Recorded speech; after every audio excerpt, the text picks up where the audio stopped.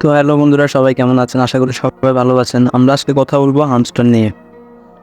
তো এই যে হামস্টার কম্বাটটা আছে, এটা হচ্ছে টেলিগ্রামের বট, যেটার উপরে মানুষের অনেক আশা ছিল লাখ লাখ টাকা দিয়ে 26 তারিখে। কিন্তু এখানে আমি প্রায় কাজ করছি, এখানে আমি নিজে কাজ করছি প্রায় 3 মাসের কাছাকাছি। আর 2417টা কার্ড আপডেট দিছি, প্রায় 55টা ফ্রেন্ডস আমি ইনভাইট করছি। আমার রেফারেলে প্রায় 55 মানুষে কিন্তু। তারপর আমার এয়ারড্রপ সাইজ হচ্ছে আমার এয়ারড্রপ সাইজ হচ্ছে মাত্র 3876টা। এতটা টোকেন আমার দিছে। এখন মার্কেট প্রাইস যেটা চলতেছে এখনকার বাজারে, ওইটা চলতেছে মাত্র 1 টাকায় করে। একটা হামস্টার টোকেন মাত্র 1 টাকা। তাহলে 3 মাস কাজ করে কি আমরা এখানে মাত্র 3000 টাকার জন্য কি 3 মাস কাজ করছি? মানে এই হামস্টার প্রতি সবাই একটু বেশি আশা করছিল, তাই আশার মধ্যে ফানি ঢেলে দিছে। আর এটার কমিউনিটি ছিল বড়, তাই আমাদের এত আশাটা করা উচিত ছিল না। অনেক পরিশ্রম দেওয়ার পরেও সবাই একদম অনেকটাই তো একদম বাইরে করে দিছে। মানে চিটিং ইজ ব্যাড এটা বলে সবাই একদম ডিসকোয়ালিফাই করে দিছে। অনেকে এয়ারড্রপ পাবেই না, মানে শেষ। ওরা সিজন 2-তে আসতে বলছে তাদেরকে। এখন তারা যে পরিমাণে অ্যামাউন্ট দিছে, এই পরিমাণে আমার মনে হয় না সিজন 2-তে কেউ খেলবে, বা আমি নিজেও খেলব।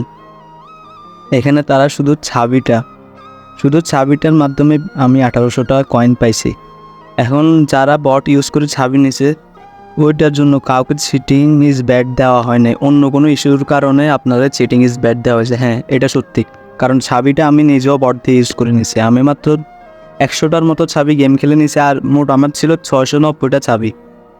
690টার মধ্যে 100টা নিছি আমি গেম খেলে, আর 590টাই নিছি আমি বট ইউজ করে। আর বটটা ছিল হামস্টারের নিজস্ব বট।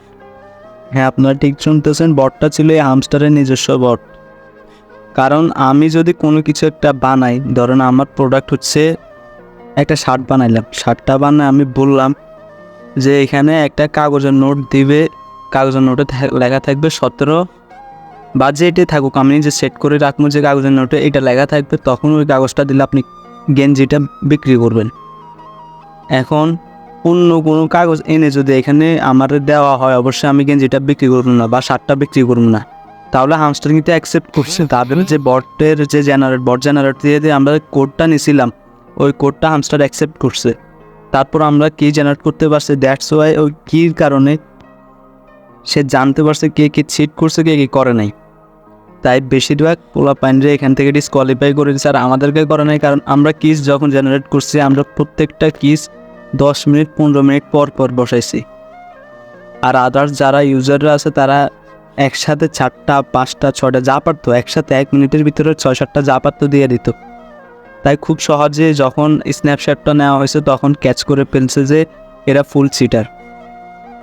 আর এখানে যে আমরা আগে আমাদেরকে আনসেকশনে যাওয়ার পর যখন আমরা এই ইউটিউব ভিডিওটা দেখতাম, কী করতাম, ক্লিক করে ইউটিউবে গিয়ে আবার ব্যাক চলে আসতাম। তখন তারা বুঝতো যে আমরা ভিডিওটা পুরো দেখি নাই, ইউটিউবে গেছি, জাস্ট ভিউজটা দিয়ে এরপর সাথে সাথে চলে আসছি।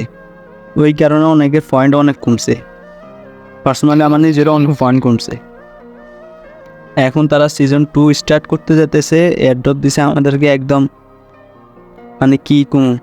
এখন বাকিটা বলা যাবে 26 তারিখে।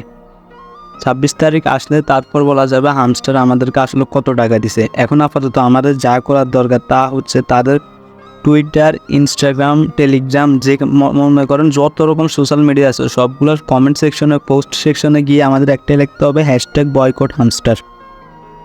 এটা একবার না 2-3বার করে #বয়কট হামস্টার। এটা মানে তাদের চোখে যেন এই জিনিসটা যায়, ওই হিসেবে দিতে হবে। এবং আমাদের কমিউনিটি থেকে, এই হামস্টার কমিউনিটি থেকে পোলাপাইন মানে না ঢুকলে বেটার।